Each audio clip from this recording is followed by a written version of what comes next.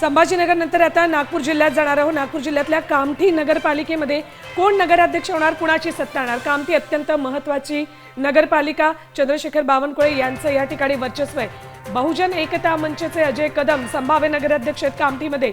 बघा, अजय कदम हे बहुजन एकता मंचचे संभाव्य नगराध्यक्ष आहेत। कामठी नगरपालिकेचे संभाव्य नगराध्यक्ष आहेत ते अजय कदम, बहुजन एकता मंचचे। तर सत्ता कुणाची येणार तेही बघूयात आपण। महा एक्झिट पोल नुसार कामठीमध्ये, नागपूर जिल्ह्यातल्या कामठीमध्ये सत्ता बघा कुणाची येते। राष्ट्रवादी अजित पवारांची सत्ता येऊ शकते। खरं तर बहुसंख्य उमेदवार इथे आहेत, मात्र राष्ट्रवादीची सत्ता येऊ शकते असं चित्र सध्या स्पष्ट होतं।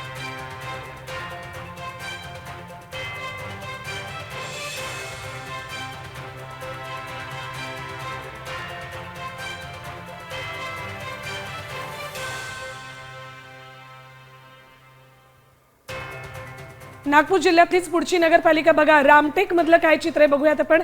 रामटेक मध्ये कोण नगराध्यक्ष होणार आणि कुणाची सत्ता येणार बघूयात आपण। रामटेक मधलं हे चित्र, कामठीमध्ये संभाव्य सत्ता राष्ट्रवादी अजित पवार पक्षाची। कामठी अत्यंत महत्त्वाची नगरपालिका। तर दुसरीकडे कामठीमध्ये या ठिकाणी प्रतिनिधी पराग ढोबळे उपस्थित आहेत आणि त्यांनी काय अंदाज व्यक्त केला आहे तेही आपण पाहूया।